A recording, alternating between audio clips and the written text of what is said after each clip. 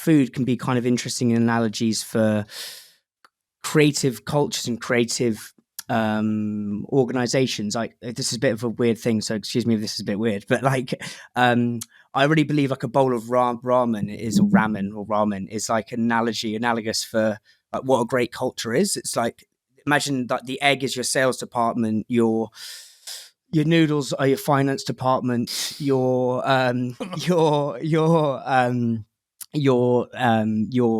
meat is your whatever, your operations department. Like, individually they're okay, but as soon as you pour the broth on, the broth is culture, that suddenly everything begins to alchemize and dance and galvanize. And I think that's a kind of an interesting thing for kind of creative cultures.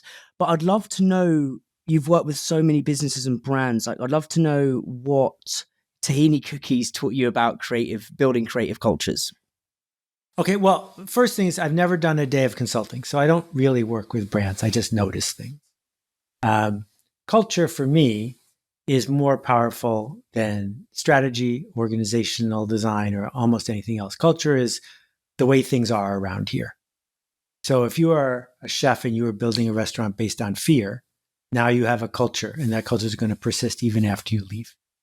If you are Danny Meyer, you can build a restaurant empire worth billions of dollars on a different culture, a culture that's based on dignity and respect and connection. That if something goes wrong at a Union Square hospitality restaurant, the way it gets fixed is horizontal, not because there's some dictator telling someone they have to fix it, but because everyone else is leveling up everybody else's game.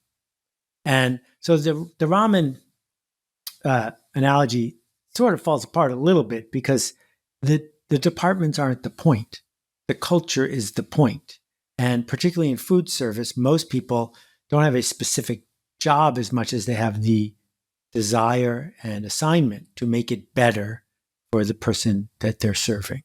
And there's lots of things built into hospitality that do that. So you don't want someone to say, that's not my job, I can't help you. What you want is a culture that says, our job is to figure out how to make things better around here. So onto the tahini cookie. So if someone goes to Seth's.blog and types, where's the secret recipes, they can find all the recipes we're talking about here.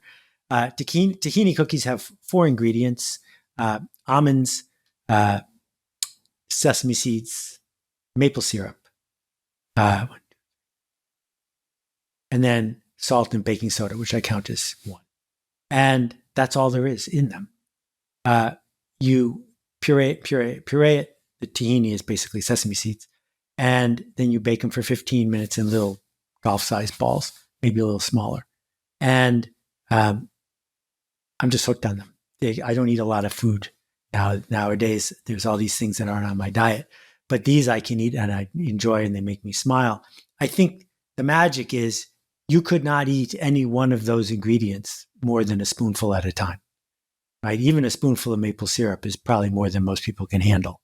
But when I mix these ingredients together and add some heat, it's pretty delicious.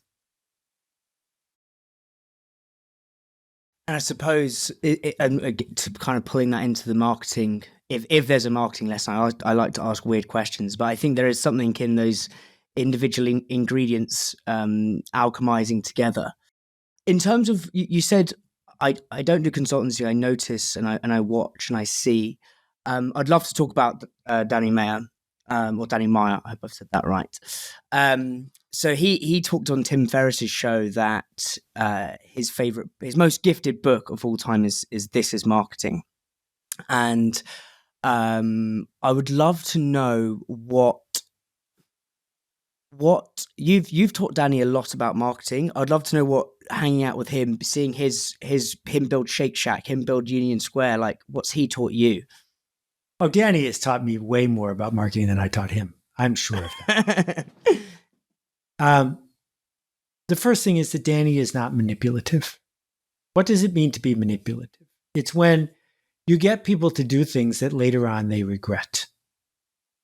And there's a lot of hype and hustle in marketing that is used to manipulate people, to get them to overspend or overbuy or overcommit. And then later, now that they know what you know, they're like, oh, I'm sorry I did that.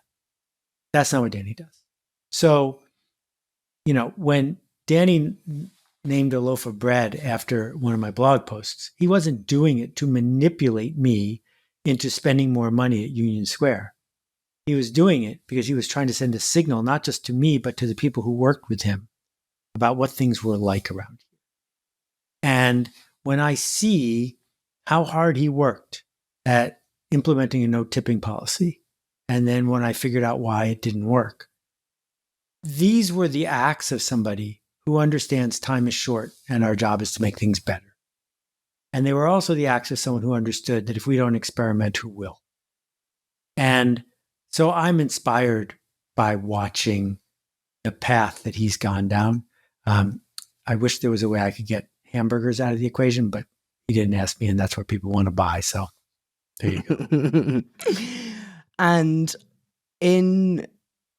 you talked about the horizontal versus vertical cultures. Mm-hmm. What's the difference, and why do horizontal cultures solve problems faster? So there was a commandant of the U.S. Marines named Krulak, and he coined Krulak's law, which is that in the 40s and 50s and 60s, wars were won by generals, by strategy.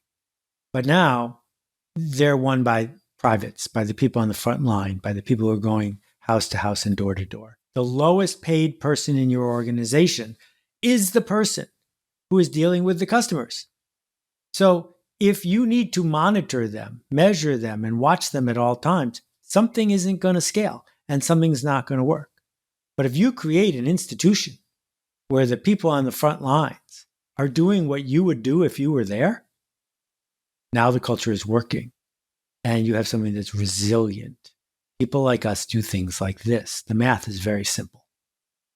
How's the math simple? Well, because how many people worked at Amazon 5 years ago, and how many people there were named Jeff Bezos, right? There's only one Jeff Bezos, but there's all these people who have never met him who are making decisions. If he has to be present in every one of those meetings, it's not going to scale. And the same thing is true with any restaurant that has more than one outlet, or any restaurant that's open 7 days a week if the owner isn't there all 7 days. Sooner or later, the person in charge isn't in the room.